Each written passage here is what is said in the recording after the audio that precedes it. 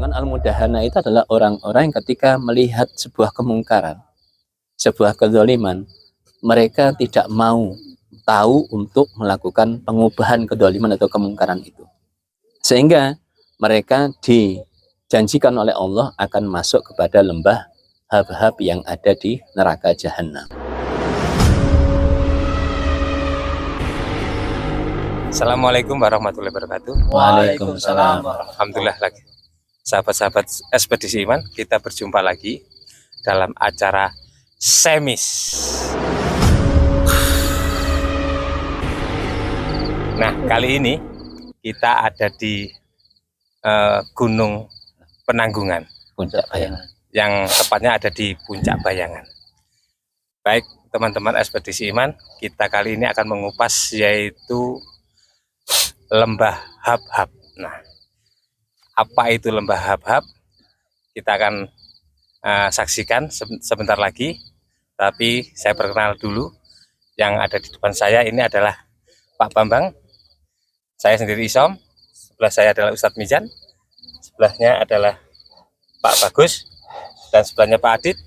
Sebelahnya lagi adalah Pak Dikri. Baik, Ekspedisi Iman, mari kita mulai acara Semis ini. Baik Ustadz, kita langsung saja. Apa sedikit tentang Lembah Habhab itu? Para sahabat Ekspedisi Iman, bahwa lembah Habhab adalah satu lembah yang ada di neraka Jahannam. Nah, lembah Habhab ini adalah lembah yang diperuntukkan untuk orang-orang yang menolak kebenaran. Ya, jadi kebenaran sudah jelas, sudah nyata, sudah kata welo-welo, tapi ditolak oleh dia.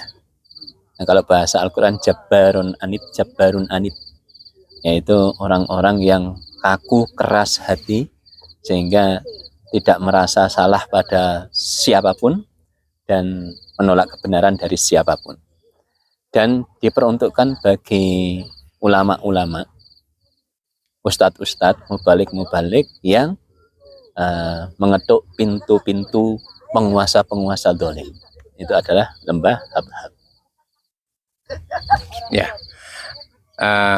demikian sedikit tentang ulasan apa itu lembah Habhab. Mungkin sahabat-sahabat ada yang perlu ditanyakan? Siapa? Saya. Oke.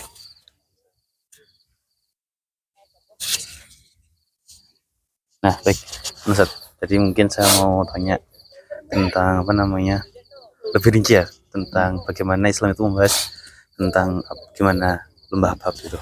Ya. Jadi dalam salah satu hadis Rasulullah menyatakan, inna fi jahannama wadiyan yuqalu lahu Habhab. Sesungguhnya di dalam neraka Jahannam ada sebuah wadi, sebuah lembah, sebuah sabanah boleh, lembah boleh. Itu lantas yang disebut dengan Habhab. Nah, adahullahu lil jabbarin walil qurra'i yadkhuluna fi babi al-umara al-jur.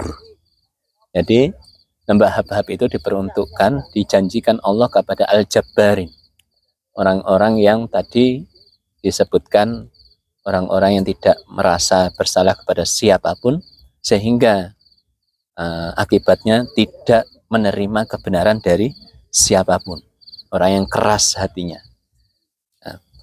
Kemudian walil qurra'i yadkhuluna fi babi al-umara il-jur, yaitu kepada para ulama, para ustadz, para mubalik, para guru ngaji, para orang-orang alim, kan, itu yang dekat dengan penguasa yang dolim.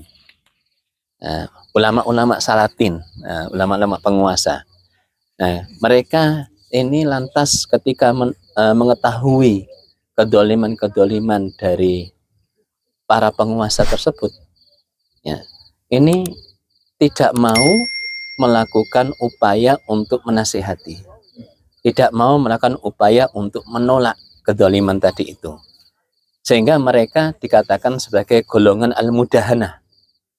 Nah, golongan al-mudahana itu adalah orang-orang yang ketika melihat sebuah kemungkaran, sebuah kezaliman, mereka tidak mau tahu untuk melakukan pengubahan kezaliman atau kemungkaran itu.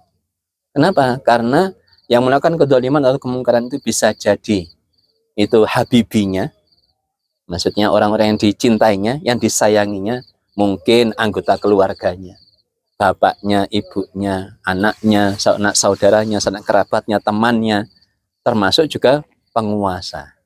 Nah, karena kecilnya rasa cemburu akan kemuliaan agama yang sudah diinjak-injak oleh orang-orang yang melakukan kedoliman tadi itu al-mudahana.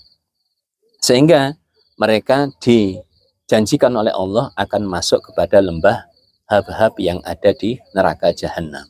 Itu penjelasan rincinya terkait dengan lembah hab-hab. Oke. Baik. Itu Pak Bagus. Siap, Pak Ustadz. Baik, ada lagi yang mau ditanyakan? Ini Zat, saya mau bertanya, bagaimanakah pandangan Islam tentang lembah hab-hab agar terhindar. Ya, silakan, Zat. Ya. Jadi agar kita terhindar dari lembah hab-hab, maka bagaimana kemudian kita secara pribadi itu menyikapi ketika melihat sebuah kezaliman, terutama kezaliman dari orang-orang yang dekat dengan kita. Ini yang berat ya, makanya. Dan orang-orang yang punya kekuasaan, punya kewenangan. Nah, itu ada 4 hal yang lantas seharusnya dilakukan. Yang pertama, at-ta'rif wal wa'ad. At-ta'rif itu memberitahu kepada orang tadi bahwa yang dilakukannya adalah sebuah kesalahan. Wal wa'ad itu mengingatkan, memberi nasihat agar menghentikan kesalahan yang dilakukan, kezaliman yang dilakukan itu. Nah, ini yang bisa kita lakukan secara individual. Nah, yang ketiga itu adalah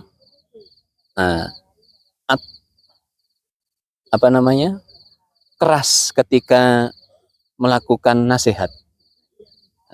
Keras ketika melakukan nasihat dengan mengatakan, ya dolim, wahai orang-orang yang dolim. Ya fasik, wahai orang-orang yang fasik. Nah, itu. Nah, kalau ini ditujukan kepada orang-orang yang punya kewenangan, kekuasaan, penguasa, itu harus dilihat dulu.